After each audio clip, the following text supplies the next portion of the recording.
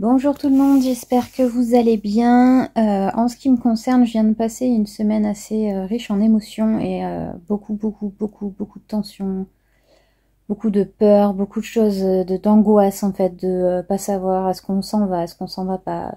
Il faut savoir que lundi dernier, s'est déclenché très proche de chez nous un incendie gigantesque, le plus gros incendie que le Portugal ait connu jusqu'alors. Il a parcouru plus de 80 000 hectares, je crois, si je dis pas de conneries. Voilà, 700 km² de forêts parties en fumée, des villages partis en fumée, enfin voilà, c'est une catastrophe. Et en fait, le feu se rapprochait de plus en plus de nous, donc on a décidé de tout empaqueter et de se dire, à la moindre, voilà, moindre chose qui craint, on s'en va. Si ça se rapprochait de trop. L'incendie s'est arrêté à 10 km de chez nous, donc on a eu énormément de chance. Mais pendant 4 jours, toutes les nuits, c'était voilà, quelqu'un regardait le feu, les updates toutes les heures, tous les quarts d'heure, toutes les 20 minutes. Voilà, on était une dizaine à regarder tout le temps. Donc des nuits entrecoupées de là il est à tel endroit, est-ce qu'on s'en va, est-ce qu'on reste.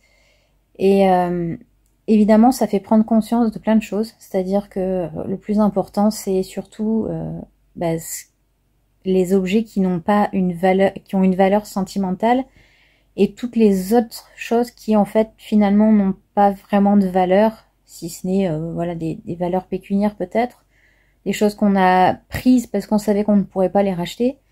Mais c'est surtout de dire que finalement, en tout cas, pour ma part, je me disais, tant que j'ai mes animaux et mon mari, le reste, c'était, voilà, c'était en plus, mais c'était moins essentiel. Et on a vu aussi la solidarité qu'il y a eu pendant ce moment-là, et c'était assez incroyable de voir toute cette solidarité entre nous, de dire, voilà, on va aller aider un tel, on va aller faire ça.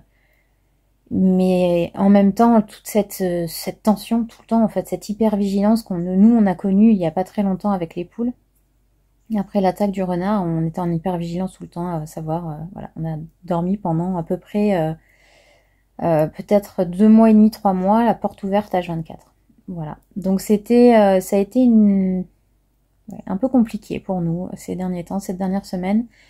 Pour couronner le tout, j'ai aussi perdu bébé Kaline, qui est une de mes poules. Donc pour ceux qui me suivent depuis un petit moment, ils savent que les poules, c'est mon nouveau coup de cœur depuis que j'habite ici, donc depuis à peu près 4 ans.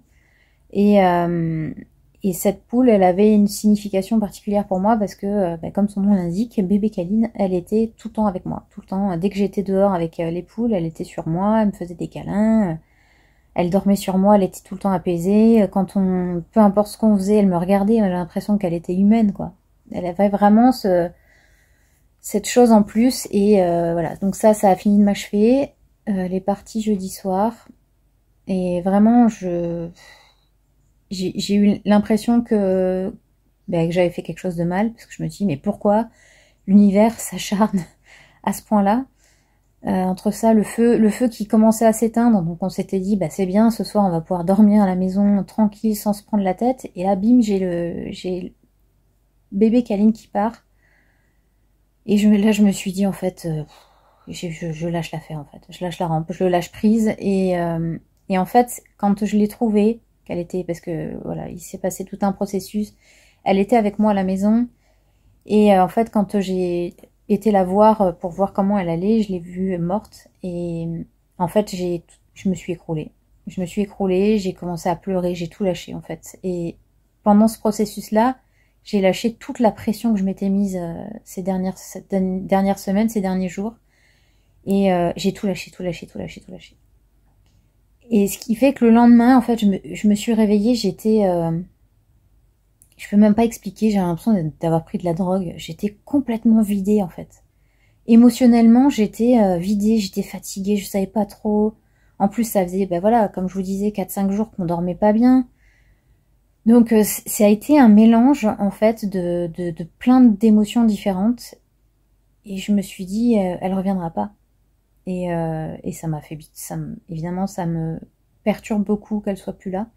Dans un sens, je me dis qu'elle est mieux parce qu'effectivement, elle ne souffre plus, mais à côté de ça, c'est vraiment, je me dis, pourquoi elle en fait? Pourquoi elle, elle qui était si proche de moi, avec qui j'avais vraiment beaucoup d'attachement, beaucoup de relations. En fait, ouais, il y a des animaux comme ça dans votre vie qui comptent plus que les autres. Alors pas que je les aime pas, j'adore mes poules, hein, c'est vraiment, c'est tous mes bébés, hein. C'est pour moi, c'est comme si c'était ma chienne ou mon chat. Enfin voilà, c'est pareil pour moi, c'est des animaux de compagnie.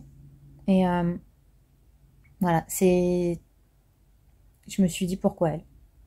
Et que c'est comme ça, malheureusement. Donc aujourd'hui je vais mieux, je vais pouvoir reprendre les vidéos à partir de demain. Mais c'est vrai que ça a été extrêmement difficile comme période. Je me dis, ben, maintenant on va prendre le temps de se reposer, on va prendre le temps de se remettre sur les rails. Parce que c'est vraiment pas évident comme situation. Et je pense même pas aux gens qui ont perdu toute leur maison, qui ont perdu toute leur installation électrique, qui ont perdu tout ça. Enfin, on a un ami qui a été entouré par les flammes et sa maison est sauve, mais tout le reste a brûlé, quoi. Donc c'est le stress permanent d'avoir des feux qui repartent. Enfin voilà, ça a été compliqué pour beaucoup d'entre nous et aujourd'hui c'est le moment du repos et de retrouver un peu notre vitalité, retrouver un peu notre vie. Voilà, j'espère que vous aurez apprécié cette petite vidéo face cam pour vous expliquer un peu ce qui s'est passé. Et n'hésitez pas à me dire ce que vous auriez ressenti, si vous avez vécu des choses similaires. Et sur ce, je vous embrasse et je vous dis à demain pour le retour des vidéos.